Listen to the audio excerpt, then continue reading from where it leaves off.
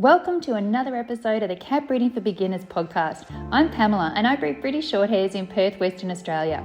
I have a real passion for cat breeding and exhibiting, and I want to share my knowledge and experience with you.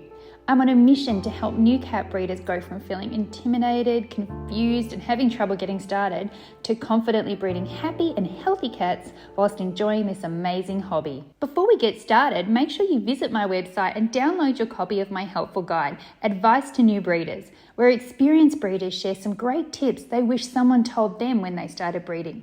You can find the link on my homepage at www.catbreedingforbeginners.com. Just look for the picture of Angelica with her kittens. A lot of people send me messages when they're having trouble with their breeding cats, and often it's about issues with housing them, keeping them, managing them. One of the things that comes up over and over and over is that they're in some way just not easy to live with. And it might be that they're really noisy and you're having difficulty because it's disturbing your neighbours and you're worried about that fact. Or maybe it's keeping you awake at night. Or maybe they're peeing on things they shouldn't be peeing on. Maybe they poop in places they shouldn't poop. Maybe they fight with the other cats. Maybe they're just not easy to look after. And that really sums up breeding cats for me. Breeding cats are not pet cats. You can love them as much as you love your pet cats, but they are a different kind of cat. And you have to be able to house them properly. You have to be able to keep them separated when you need to keep them separated. You have to be able to keep them contained. You have to be able to keep them in a way that doesn't interfere with other people. And I've already talked in the past on podcasts about having to, when you live with your cats, other people are living with your cats as well, and it can be very difficult. And when I get people telling me, my cat's doing this thing, and it's, for example, and I've got a boy that does this actually, so we'll use him as an example. My boy Bruno, he's beautiful, he's a really good boy, but he is really noisy at night.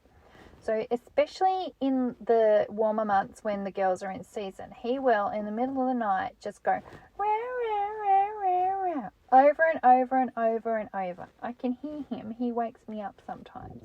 We live in a semi-rural area. My neighbours don't care. They don't hear my cats. They're not fussed at all. Sometimes they hear them when they do matings and things and they think it's pretty funny.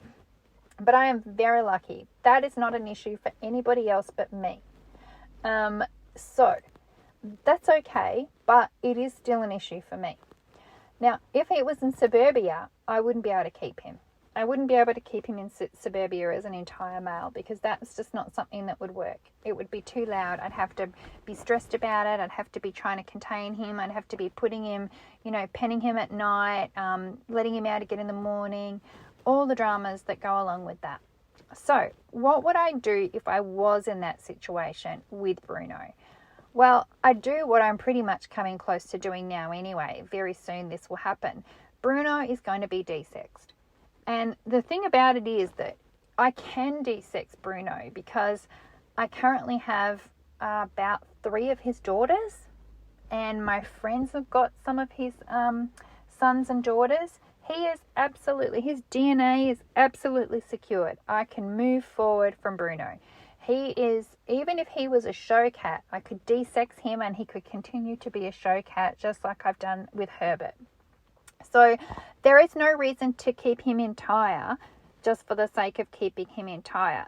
And what I want to say is if you have that cat that's noisy, if you have that cat that is really dirty, if you have that cat that you just can't keep because it fights with the other cats, then desex them.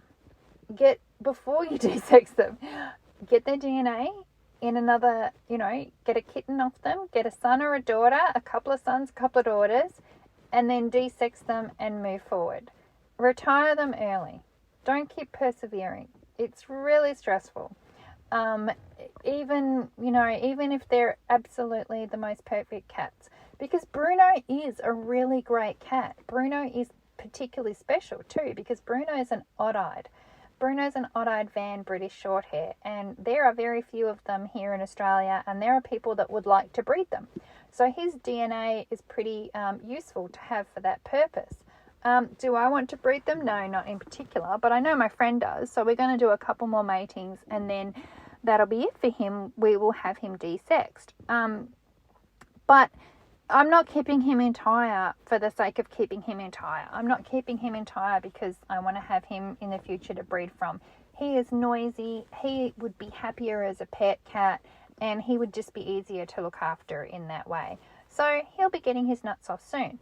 And the same goes for females. You know, a female that calls, back-to-back calls, and gets super skinny and is really stressful because, you know, you can't mate her again, but she's not in good condition, or she fights with the other cats, or she pees on things, or she's not good at taking care of her babies.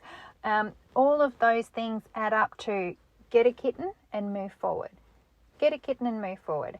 It's a really good way to do things. And that cat that you're then desexing, you can either keep it as a pet, but I much more recommend them finding a pet home with someone that's going to love them. And then once they've retired and you've got them, you know, rehabilitated, and you know, it's not, you can't just take a stud cat and take him from the vets and give him to someone.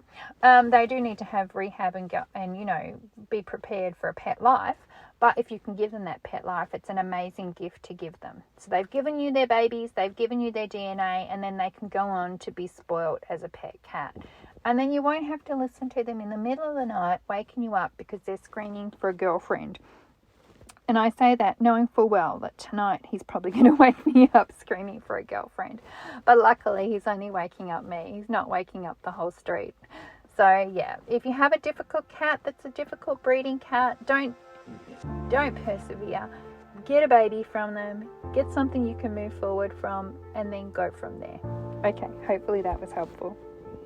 Thanks for listening. Make sure you visit www.catbreedingforbeginners.com, where you can find articles, guides, courses and more. Plus, make sure you check out my amazing New Cat Breeders Club. It's a supportive space where new cat breeders can learn, share and help each other.